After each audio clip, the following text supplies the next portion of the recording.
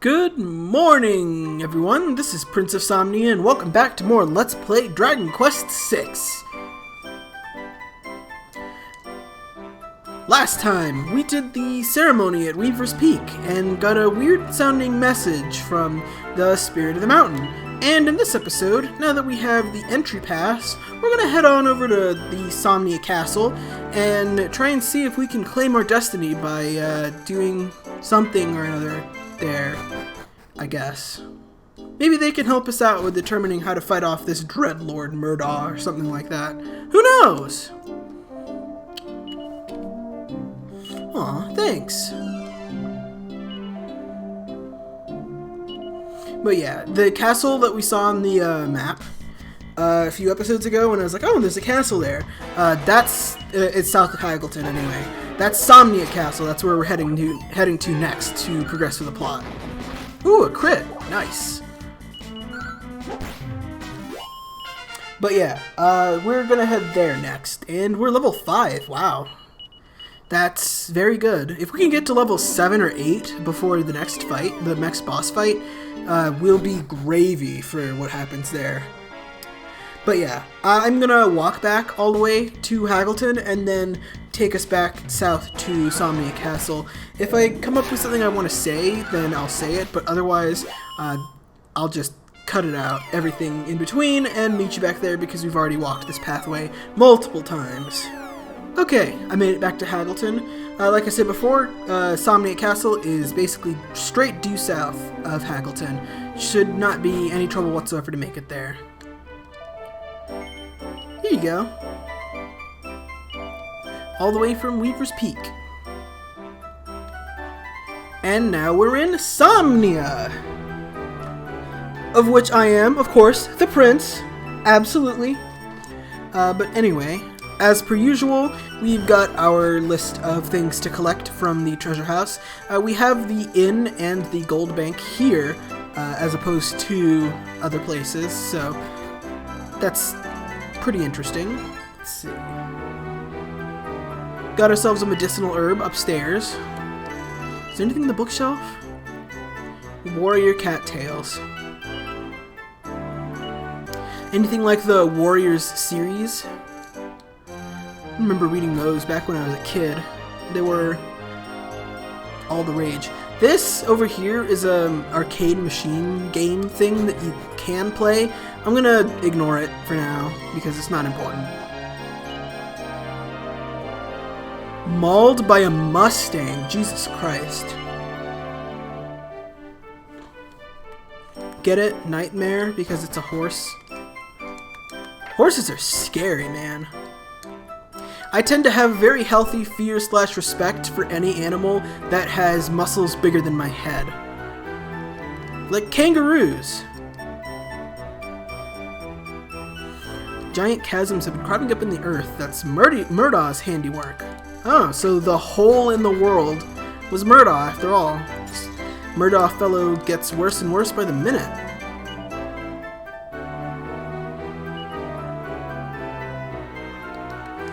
Wow, more like the King of Insomnia. Wait, that's a different game. A worse game.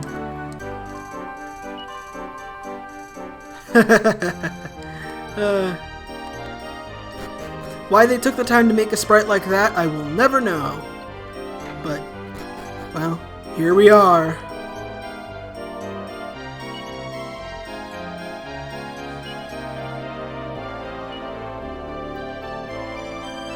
How in the world does a king never sleep? That's like freakish. Like, I don't think I could live my life without ever sleeping. I sure as shit tried with some of the late nights I had in college, but anyway.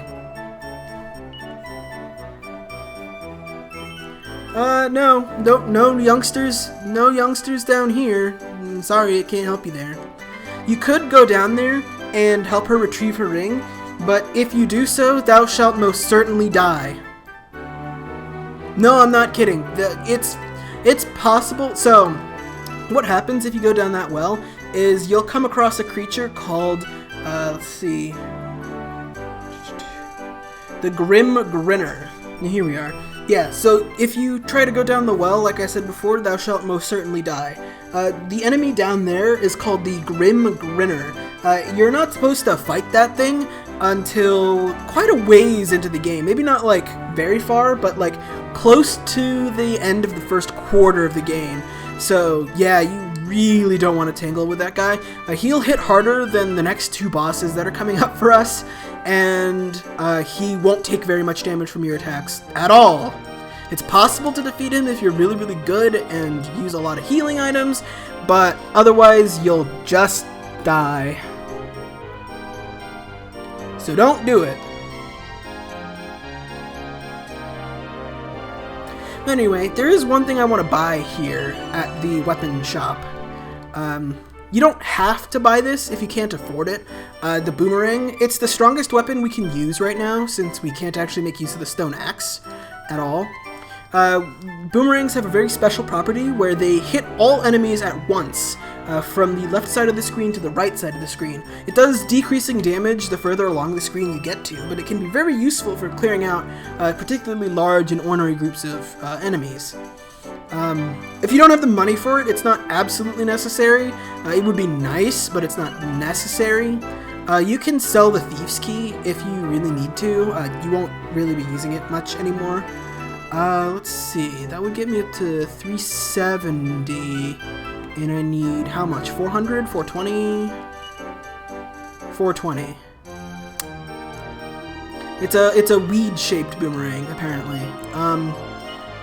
Anyway, that'll get me to 370. It's more than enough for the boomerang. It could still be worthwhile to, hang on to the copper sword just in case you want to attack single enemies that are on the right side of the screen first, but the boomerang is useful all around, especially early game when Rex is all on his own. So you also want to buy a handful of medical herbs as well. It's up to you really how much you want to buy. I'm just going to buy like 8 of them right now. And store them in my bag, because we're gonna need a sizable quantity of medicinal herbs in order to survive what's gonna come across us, or what we're gonna come across in the near future. Let's see. Okay, there's one. No, I think I already got that. I think. Yeah, I already got that. Okay. So yeah, that's all the items you can actually collect in the Somnia Castle Town right now, so I'm not going to worry too much about anything else. I'm going to drop a save real quick. Let's see, how are we doing on HP? Not too great. I'm actually going to heal first and then save. Alright then. Royal Decree. The Somnian military wants you. Ah. Can we read the sign? Yeah, there's a man standing in the way. What if we try to read it from over here? No. This game just has that little bit of realism to give it that nice edge. But yeah, Somnus, the king, is rallying troops in order to fight off Murdaw, which is what we want to do. So, you know, we might as well just enlist. I mean, why not? If it's our destiny to kill the Dread Lord Murdaw, then we might as well help kill the Dread Lord Murdaw in an army. Because joining the military never goes wrong. Nope. Never.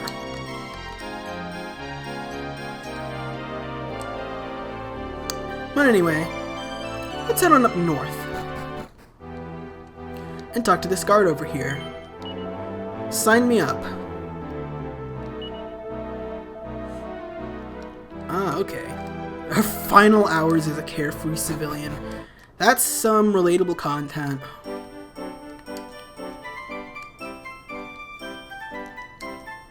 But anyway, in order to actually trigger the start of the next, you know, big part of the plot, we need to go back to the church. Hey, it's that big guy from our dream. Oof, you sleepwalking or something? Watch yourself. That was a little weird and rude. That does sound like the bell. Time to go join up with the military, I guess.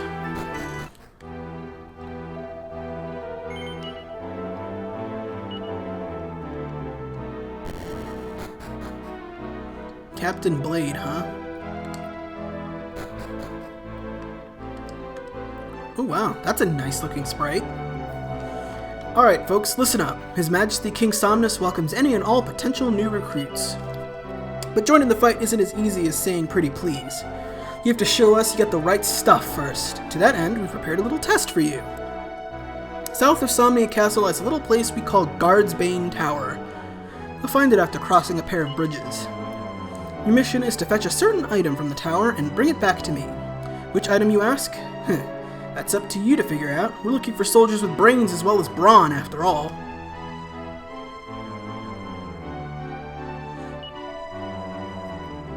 The entrance to the tower is hereby open. Dismissed! Well, alright then. Let's go and go to a place worryingly called Guard's Bane Tower. You know, I'm sure nothing horrible will happen to us. Guard's Bane Tower is right down south, like he said, with a couple of bridges in the way, so we can walk over there that way. Okay, so now we have our objective to head down to Guard's Bane Tower and complete the little trial Garrett had set up for us, or Captain Blade had set up for us, rather. And we've got more new enemies here, the Hardvarks.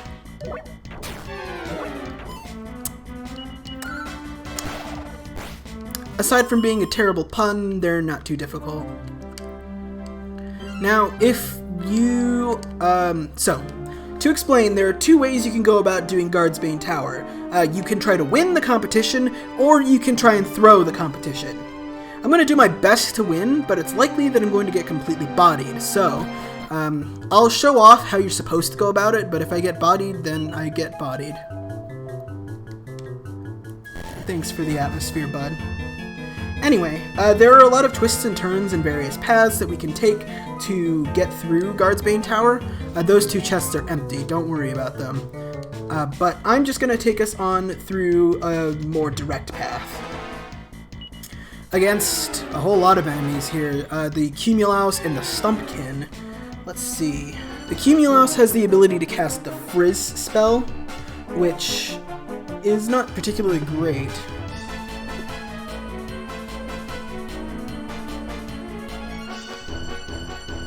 And the Stumpkin has the ability to cast the Saps spell.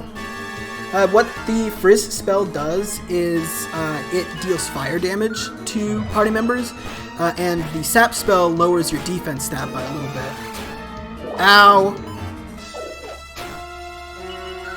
If your defense gets lowered, it just means that physical attacks will start to do a lot more damage to you, which is not good. We skipped a set of stairs down there. They lead to nowhere but a dead end, so ignore them. Let's see. If we head down this way and open this treasure chest over here, we get the Chimera Wings.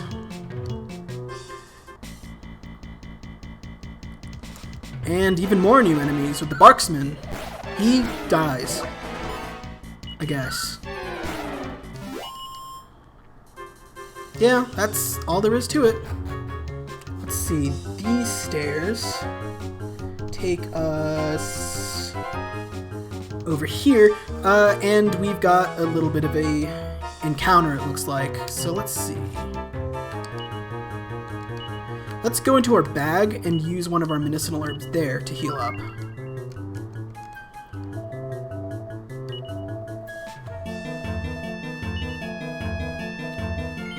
So we can either go around him, or we can try and go through him. And I want to try and go through him.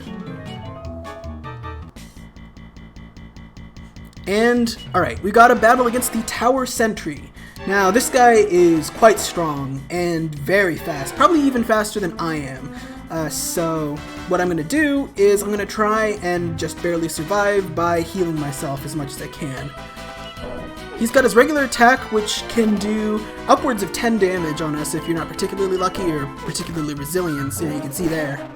And then he has a second ability called Muster Strength, where he can deal a significantly larger amount of damage to you. It's even more powerful in this version than it is in the Super Nintendo version. When he musters his strength, he's about to do a really big hit, so you want to defend yourself.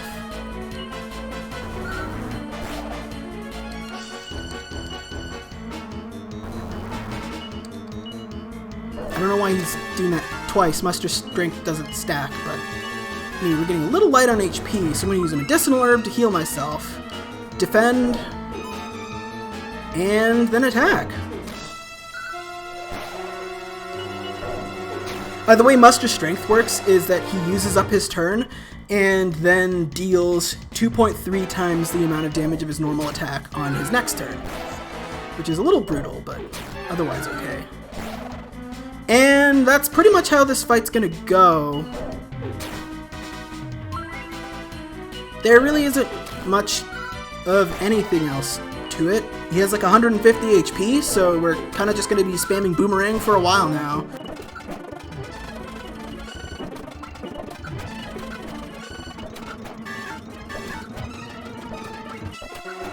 Probably want to use your medicinal herb when you're at around 26 HP. Alright, there we go. Got him. And we learned the peep spell. What that does is that it alerts you of, in a general sense, the contents of a treasure chest. Let's see. Let's transfer the copper sword out of my inventory, just for now, and then transfer as many medicinal herbs into our inventory as possible.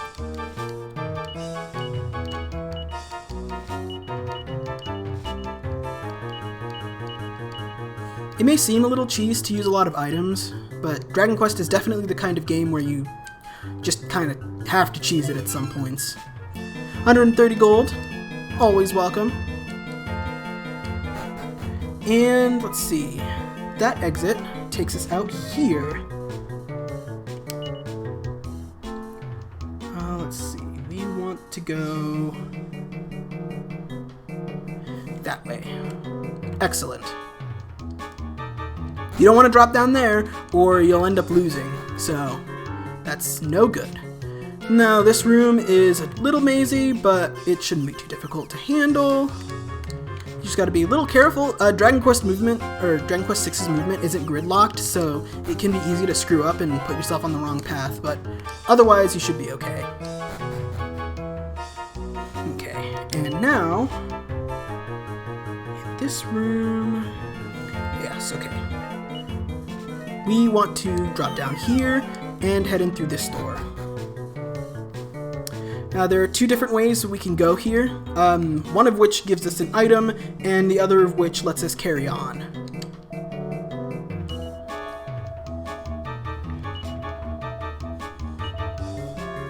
And it's one of those, only one of those is telling the truth puzzles, that sort of a thing. Anyway, let's talk to these guys. Nothing past this door here, huh? The door we want on the right? Okay, if you insist. Don't go in this door, you'll get yourself hurt. Okay. And this one's saying that the person on the far left is telling the truth. Okay, sure, I believe you. Don't actually believe them. The man in the middle is the one who's telling the truth. It's a room full of spikes in there. The people on the left and the right are lying, but they have something important for us to gather, so I'm going to fall for their lie, hook, line, and sinker to get our second mini-medal.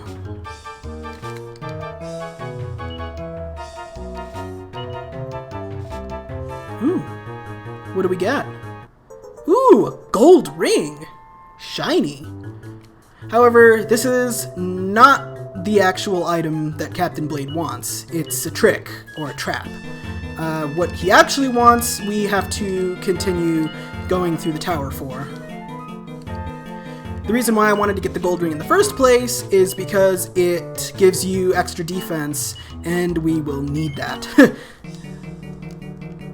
We need all the help we can get. But anyway, the real room is over here.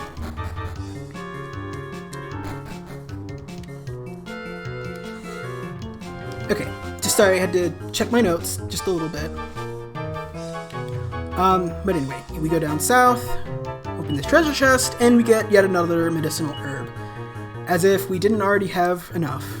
We probably don't, but that's fine. But anyway, let's head down here. And now we're at the top of the tower where our next boss fight is. Can we take him on? Find out next time on Let's Play Dragon Quest VI. See you guys then!